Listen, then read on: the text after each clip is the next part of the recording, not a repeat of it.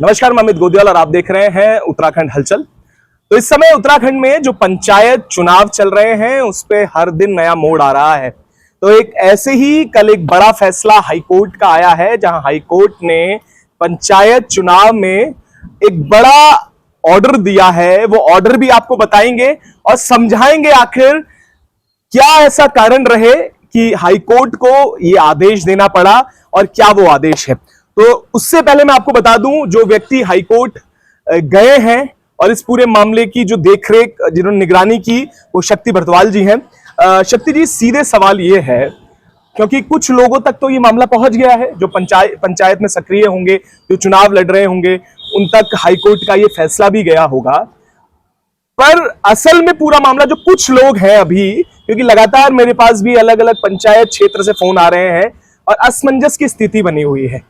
पहले तो मैं फैसला क्या आया है हाईकोर्ट से वो एक बार फिर से बता दीजिएगा और आगे फिर आपसे चर्चा करेंगे। बिल्कुल गोदियाल जी, गोदियाल जी, पहले तो मैं उत्तराखंड हलचल का धन्यवाद करता हूं, क्योंकि उत्तराखंड में अब हलचल मच चुकी है और आपके चैनल के माध्यम से भी हलचल मुझे लगता है कि लोगों तक साफ होगी। हमारा मकसद सिर्फ हलचल को पैदा करना नहीं है, बल्कि उस तक तह तक जाना है। बिल्कुल गोदियाल जी, जो आपका सवाल आपका ये था कि आखिर पंचायत चुनाव में ये स्थिति क्यों आई। तो चूंकि जिस दिन से पंचायत चुनाव का नोटिफिकेशन हुआ है उस दिन से कोर्ट कचहरी और तमाम तरीके की प्रक्रिया आ रही है। ये सारा का सारा जो फेल्योर था ये राज्य निर्वाचन आयोग का था। राज्य निर्वाचन आयोग की भूमिका होती है कि चुनाव को सही तरीके से, पारदर्शी तरीके से चुनाव करवाए। अब असमंजस की स्थिति कहाँ पैदा होती है? असमंजस की स्थिति गोदियाल भाई वहां पैदा हुई जब ऐसे प्रत्याशियों ने नॉमिनेशन कर दिया जिन प्रत्याशियों का वोटर लिस्ट में दूसरी निकाय में भी नाम था। प्रादेशिक जो चुनाव कराने की बॉडी हमारा राज्य निर्वाचन आयोग है। बिल्कुल। और राज्य निर्वाचन आयोग ही वोटर लिस्ट को अंतिम करती है, वोटर लिस्ट को बनाती है।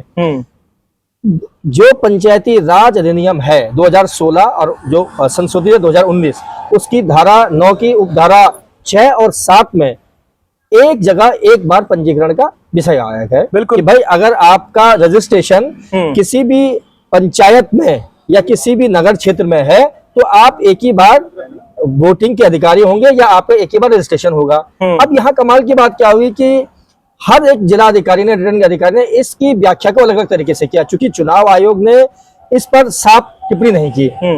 और एक पत्र जो चुनाव आयोग का था, जो सितंबर में इन्होंने जारी किया था, उसमें इन्होंने ये लिखा था कि जो 2 जगह वोटर हैं उनके नॉमिनेशन को निरस्त किया जाएगा। तो ये स्थिति तब तक तो साफ थी। बिल्कुल ठीक। लेकिन राज्य निर्वाचन आयोग ने अब किसके दबाव में किया, उस संविधान की क्या व्याख्या की, पंचायती राज एक्ट को उन्होंने किस तरीके से देखा। 6 जुलाई को उन्होंने एक पत्र जारी किया। बिल्कुल। और पूरे प्रदेश के जो 12 जिले हैं जहां पर पंचायत चुनाव चल रहा है, वहां के रिटर्निंग अधिकारी को, जिला अधिकारी को पत्र भेजा कि जितने जो भी प्रत्याशी हैं इस आधार पर उनका नाम विड्रॉ न किया जाए अगर वो 2 सूचियों में है। बिल्कुल। तो जब ये मामला हमारे संज्ञान में आया और हमने पंचायती राज अधिनियम 2016 और संशोधित 19 का अध्ययन किया, उसकी हमने धारा 9 और उपधारा 6 और 7 को पढ़ा, तो वहां साफ साफ था कि वो चुनाव का हकदार होगा ही नहीं, वो वोटर का अधिकार नहीं है। जब वो वोट नहीं दे सकता है तो चुनाव भी नहीं लड़ सकता है। बिल्कुल। लेकिन जब इस बारे में हमने राज्य निर्वाचन आयोग को पत्र लिखा तो उस पत्र को ठंडे बस्ते में डाल दिया गया। बिल्कुल। हमने उसी दिन ये तय कर दिया था कि अगर राज्य निर्वाचन आयोग इस पर एक्शन नहीं लेता है तो न्यायालय की शरण लेंगे। जैसे ये मामला न्यायालय की शरण में गया, न्यायालय ने इस मामले को बहुत गंभीरता से लिया और मुख्य न्यायाधीश की डबल बेंच इस पर बैठी। हमारे जो अधिवक्ता हैं उन्होंने इस बात को प्रमुखता से वहां रखा कि सर ये मामला सिर्फ चुनाव को लेकर नहीं है बल्कि एक संवैधानिक संकट खड़ा हो जाएगा। बिल्कुल। क्योंकि अगर वो प्रत्याशी जीत कर भी आ जाता है तो तब भी उसको चैलेंज किया जाएगा। अच्छा होगा कि आज की स्थिति में उसका रजिस्ट्रेशन निरस्त कर दिया जाए। और कल जो है ऐतिहासिक जो फैसला आया है, कल जो हमारे अधिवक्ता ने जो अपनी पैरवी वहां पर की, उन्होंने ये बात वहां पर रखी और उसके बाद ये साफ तय हो गया है कि जो 6 जुलाई का राज्य निर्वाचन आयोग का जो पत्र था उस पत्र को इनवैलिड कर दिया है, उसे रोक दिया गया है और उसको स्टे कर दिया गया है। बिल्कुल। और अब ये कह दिया गया है कि इस पत्र पर कोई भी जिला अधिकारी, कोई भी रिटर्निंग अधिकारी इस पर कार्रवाई ना करे। अच्छा, अब शक्ति भाई यहीं से सारी समस्या खड़ी हुई है। जैसे ये फैसला आया है अब ज्यादा फोन आने लगे हैं। जी। अब मैं आपको बता दूं क्या हुआ है कि जब से ये फैसला आया है अब लोगों के मन में ये उत्सुकता है, क्योंकि कई लोग ऐसे भी हैं जो ये लिस्टिंग की बात हो रही है, जो नगर पालिका में भी थे, फिर उसके बाद ये पंचायत के चुनाव में भी जिला पंचायत लड़ रहे हैं, कोई अलग अलग पदों पर लड़ रहा है। अब सवाल यहां पर यह शुरू हो जाता है कि एक तरफ अब लोग ये भी कुछ निर्विरोध भी चुने गए हैं, अब यहां पर उनके भी मन में सवाल है। अब वो ये कह रहे हैं कि जो निर्विरोध चुन लिए गए हैं जो चुनाव लड़ रहे हैं या और चीजें उनके मन में, तो इस पे क्या कहें, क्योंकि आज आप निर्वाचन आयोग भी गए हैं, बिल्कुल। वहां पर क्या बात हुई, उन्होंने क्या आश्वासन दिया है? गोदियाल जी, इस मामले में जब कोर्ट का डिसीजन आया तो हमारे जो अधिवक्ता अभिजय नेगी जी हैं, उनसे हमारी बात हुई और उन्होंने साफ कहा कि सीधा स्टे कर दिया गया उस आदेश को, ठीक है। यानी कि वो आदेश को इनवैलिड कर दिया गया है। अब उस आदेश के आधार पर जो लोग निर्वाचन प्रक्रिया में जिनका नॉमिनेशन स्वीकार हो गया था, अब वो भी रिजेक्ट होना है, क्योंकि लेकिन अब आपत्ति का टाइम तो है नहीं। तो हमने जो आज चिट्ठी लिखी है राज्य निर्वाचन आयोग को, हमने आज वहां रिसीव करा दी है। हमने उनको कहा है कि अब स्क्रूटनी का समय आप 2 दिन और बढ़ाइए, और जितने भी लोगों की आपत्तियां हैं, हाँ। ऐसे प्रत्याशियों पर जो आपत्तियां आपने निरस्त कर दी थी, आपने निरस्त कैसे कर दी थी? क्योंकि आपने 6 जुलाई को एक पत्र जारी किया कि ऐसी आपत्तियों को आपने स्वीकार नहीं करना है। तो चूंकि अब तो आपके वो ऑर्डर को इनवैलिड कर दिया है, अब वो ऑर्डर इनवैलिड हो गया है, तो 2 दिन का समय हमने बढ़ाने की बात की। और साथ में हमने ये भी कहा है कि जितने भी प्रत्याशी हैं, न सिर्फ आपत्ति, अब हमारा सवाल ये नहीं है, जिन प्रत्याशियों ने पार्टिसिपेट किया है, जिन्होंने नॉमिनेशन कर दिया है, जो सिंबल आवंटन है, यानी कि चुनाव चिन्ह मिलने से पूर्व उन सभी से एफिडेविट पर शपथ पत्र ले लिया जाए कि उनका नाम किसी दूसरी सूची में नहीं है। अगर ये नाम भविष्य में अगर वो जीत कर भी आ जाते हैं, हो सकता है कि कुछ ऐसे प्रत्याशी हो सकते हैं, ये सवाल बार बार आ रहा था कि जी उस पर तो किसी की आपत्ति नहीं है, यहाँ आपत्ति का सवाल नहीं होगा। अब तो ये एक्ट का उल्लंघन हो जाएगा। अगर वो प्रत्याशी समझ को जीत कर भी आ गया, प्रत्याशी जीत कर आ गया, लेकिन उसने ये बात छुपाई और जो सामने वाला था उसने भी इसकी शिकायत नहीं की, लेकिन वो इनवैलिड है एक्ट के हिसाब से। तो जब वो एक्ट के हिसाब से प्रत्याशी नहीं हो सकता है, तो वो फिर जीतकर जो है अच्छा, इसमें 2 सवाल खड़े होते हैं। स्क्रूटनी दोबारा होगी, क्योंकि ये प्रश्न है मन में, लोग जो बोल रहे हैं जिनकी आपत्ति नहीं आई है, एक तो वो है, एक वो है जो निर्विरोध जीत गए हैं, मतलब निर्विरोध जिनका किसी ने कुछ उनके सामने कैंडिडेट खड़ा नहीं हुआ या आपत्ति दर्ज नहीं की, तो वो निर्विरोध हो चुन लिए गए हैं। अब सवाल यहाँ पर यह है कि स्क्रूटनी का प्रोसेस दोबारा किया जाएगा, क्योंकि समय लगेगा, इसमें भी बड़ा ये सवाल उठता है। और एक तरफ हाईकोर्ट ने भी कहा है कि हम चुनाव को टालना नहीं चाहते, हम चाहते हैं चुनाव हो, पर उसमें यह भी है कि जो संविधान के अंदर जो एक्ट्स में चीजें लिखी हुई हैं उसका भी उल्लंघन नहीं होना चाहिए। अब ये 2 सवाल खड़े होते हैं। अब लोग यही पूछ रहे हैं कि एक व्यक्ति, फलाना व्यक्ति वहां से निर्विरोध हो गया है, उसके हो सकता है दो जगह नाम हो। अब इस कंडीशन में क्या स्क्रूटनी या जो एफिडेविट की आप बात कर रहे हैं वो लिख के देंगे, उसके बाद में एक्शन होगा? बिल्कुल। जब इस बारे में अभी हमारे राज्य निर्वाचन आयुक्त महोदय से मुलाकात हुई, तो हमने भी उनको ये कहा कि चुनाव को प्रभावित करना हमारी कोई मंशा नहीं है, और ना ही हमारे अधिवक्ता मंशा थी, ना हमारी मंशा है, और ना हम ऐसा चाहते हैं। लेकिन चुनाव एक्ट के विपरीत हो ये तो हम नहीं चाहेंगे, और इस चुनाव का कोई मतलब भी नहीं रहेगा, क्योंकि हमने कहा कि ये सारा काम सरकार को नहीं करना है, ये पंचायती राज विभाग को नहीं करना है, डिस्ट्रिक्ट एडमिनिस्ट्रेशन को नहीं करना है, ये काम राज्य निर्वाचन आयोग का है। आपको इसलिए यहाँ आयोग बनाया गया है कि आप इस एक्ट का पालन करवाइए। अगर आप एक्ट का पालन करने के लिए सरकार थोड़ी है, आपने पालन नहीं किया तो हमने कोर्ट में किया और आपका आदेश ठंडे बस्ते में पड़ गया। अब स्क्रूटनी करने के लिए इनको समय बढ़ाना पड़ेगा, स्क्रूटनी तो करनी पड़ेगी, तो ये आदेश की अवमानना हो जाएगी।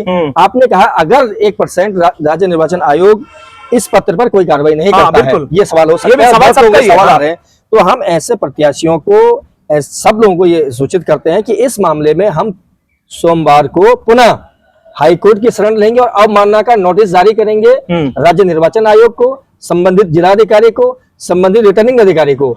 हम ये कहेंगे कि राज्य के कानून का पालन होना चाहिए, और ये सेटल्ड लॉ है, ये एक देशी प्रक्रिया है, एक देश में एक बार एक चुनाव की प्रक्रिया है। आप ऐसा थोड़ी है कि आप नगर निगम का चुनाव भी लड़ेंगे, आप पार्षदी का भी चुनाव भी लड़ेंगे और जिला पंचायत का चुनाव भी लड़ेंगे, और आप वोटर भी हैं दोनों जगह। व्यवस्था है ना, राज्य निर्वाचन आयोग के पास व्यवस्था थी। 22 जून तक अगर जो आपने नाम ऐड करा सकते थे, उनको खुली विंडो सिस्टम थी, आपने नाम ऐड नहीं कराए, आप 2 वोटर आई कार्ड लेकर घूम रहे हैं, तो ये दोहरा मापदंड कैसे चल पाएगा? ये संवैधानिक संकट है। हमारा व्यक्तिगत किसी का विरोध नहीं है, हम तो जानते ही नहीं जो चुनाव लड़ रहे हैं, हम तो ये संविधान की बात कर रहे हैं, इसको कौन बचाएगा?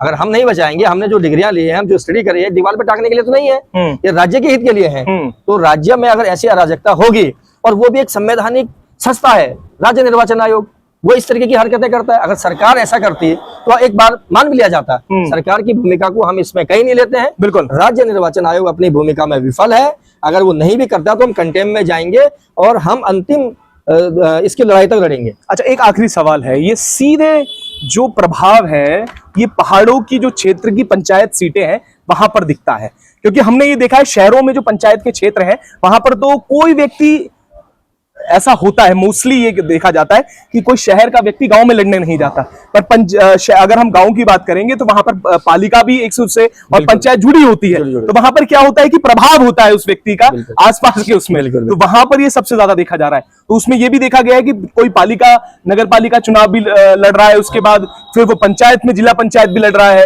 फिर उसके बाद वो क्षेत्र पंचायत भी लड़ रहा है या प्रधान भी लड़ रहा है, ऐसा देखा गया है। तो पहाड़ों में किस तरीके से सीधा असर इसका देखा जा सकता है? इसका असर पूरे तरीके से गोदियाल जी देखा जाएगा। जिस तरीके से सरकार एक नारा दे रही है कि डेमोग्राफी चेंज हो रही है, डेमोग्राफी चेंज है, असल डेमोग्राफी तो ये चेंज है।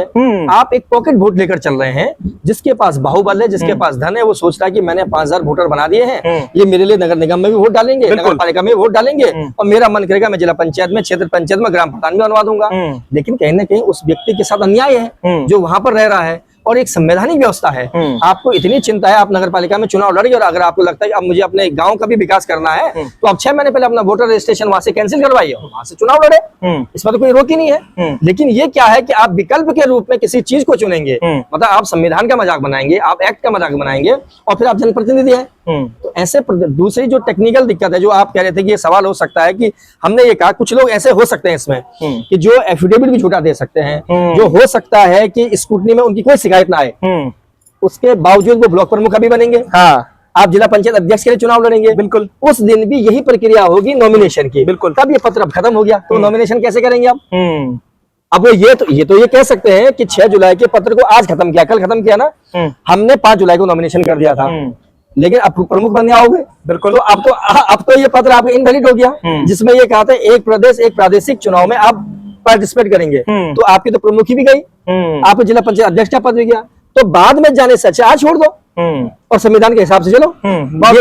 ये सीधा सवाल, अंतिम प्रश्न है और बहुत कम शब्दों में चाहूंगा, क्योंकि देखिए इसमें आपने ये भी कहा है कि सरकार पर एक सवाल लोग जो बार बार कह रहे हैं, एक तो समय, इस समय जो मौसम और हालात है पहाड़ के, एक उस समय, और जल्दीबाजी में रोस्टर जो रिजर्वेशन को लेकर रहा, उसको लेकर लगातार सवाल, और फिर अब ये अंतिम जो चीज हुई है, अंतिम ही इसे मैं इसलिए कहूंगा, शायद इसके बाद इस तरीके की कोई चीजें ना निकल कर आए, इस तरीके की आपत्तियां ना आए। तो इसको लेकर बहुत कम शब्दों में क्या कहेंगे कि सरकार भी कहीं ना कहीं कुछ हद तक जिम्मेदार है, शायद थोड़ी जल्दीबाजी, क्योंकि जब नगर निगम चुनाव 1 साल तक डिले किया जा सकता है, 1.5 साल तक किया जा सकता है, वहीं बरसात के बीच में लोग जो कह रहे हैं, जो कर्मचारी हैं, वो लगातार दबी आवाजों में कह रहे हैं, खुलकर नहीं बोल सकते, पर ये कह रहे हैं आपदाओं का दौर है, पहाड़ों में चट्टानें खिसक रही हैं। आपने यात्राओं पे सीधे चीफ जस्टिस ये कहते हुए नजर आते हैं, आप एडवाइजरी जारी कीजिए, आप बताइए टूरिस्ट को कि यहाँ खतरा है। उस समय क्या? बिल्कुल निश्चित रूप से गोदियाल जी, पिछले 25 सालों में पंचायत चुनाव में ऐसी स्थिति पहली बार बनी है। आपने भी इतने चुनाव कवर किए होंगे, कभी ऐसी स्थिति नहीं आई कि लगातार लोग कोर्ट जा रहे हैं। हमको अगर ये कानून का पालन करते तो हम कोर्ट जाने वाले कौन होते? बिल्कुल। कोर्ट कैसे गए? कोर्ट इसलिए गए कि राज्य निर्वाचन आयोग ने उसी एक्ट को मानने से मना कर दिया जिस एक्ट के तहत आपको व्यवस्था थी। राज्य निर्वाचन आयोग एक बॉडी है, उसका काम है कि जो कानून बना है उन कानूनों का पालन करना। कानून बनाने का काम विधानसभा का है, आपका काम तो नहीं है। आपने कानूनों की गलत व्याख्या करके गलत प्रत्याशी को आपने मैदान में उतार दिया, और अब आप कह रहे हैं कि जी समस्या पैदा हो सकती है, लेट क्या, इसमें तो कितना भी समय लगे। बिल्कुल, संवैधानिक चीजों को बचाने के लिए अब अगर ये सपोज करो ये नहीं करते हैं तो ये तो 5 साल तक कोर्ट कचहरी में मामला चलता रहेगा, फिर उस प्रत्याशी का, उस विकास का क्या होगा? हम आज भी आपके चैनल के माध्यम से ये सबको कहना चाहते हैं कि चुनाव को प्रभावित करने की कोई मंशा हमारी नहीं है। हम आज भी ये कह रहे हैं कि कानून के संबद्ध चुनाव होने चाहिए, अगर नहीं हुए तो कंटेम्प्ट में सोमवार को जाएंगे, उसके बाद भी अगर कुछ नहीं होगा तो हम सुप्रीम कोर्ट तक जाने के लिए तैयार हैं, लेकिन हम चुनाव को सही तरीके से करवाएंगे। बिल्कुल, अब सही तरीके से चुनाव होने चाहिए, और अगर ऐसा नहीं होता तो सोमवार को सुप्रीम कोर्ट और कंटेम्प्ट में जाएंगे। तो हम भी इस पूरे प्रकरण पर नजर बनाए हुए हैं कि पंचायत चुनाव का क्या होता है, क्या निकल कर आता है। तब तक ले ऐसे जुड़े रहिएगा और देखते रहिएगा उत्तराखंड हलचल।